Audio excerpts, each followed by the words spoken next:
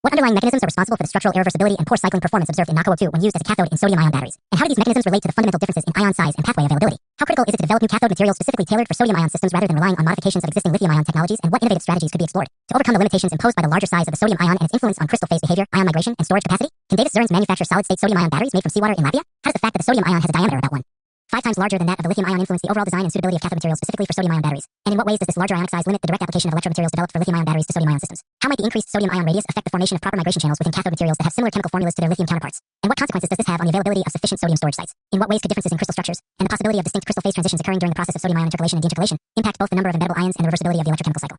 How does the example of LiCoO2 as a first-generation mature cathode material for lithium-ion batteries illustrate the challenges faced when attempting to directly apply similar material systems, such as NaCoO2 in sodium-ion batteries, especially considering the complex phase transition reactions may occur during sodium-ion intercalation, leading to the appearance of multiple charge-discharge platforms in the electrochemical curves? What underlying mechanisms might be responsible for the structural irreversibility and poor cycling performance observed in NaCoO2 when used as a cathode in sodium-ion batteries? And how does this behavior stem from the differences in ionic size and available migration pathways? How critical is it for cathode materials in sodium-ion batteries to exhibit highly reversible sodium-ion intercalation and deintercalation, alongside good electronic conductivity and fast ion diffusion rates, in order to boost overall energy density, rate performance, and cycling stability? What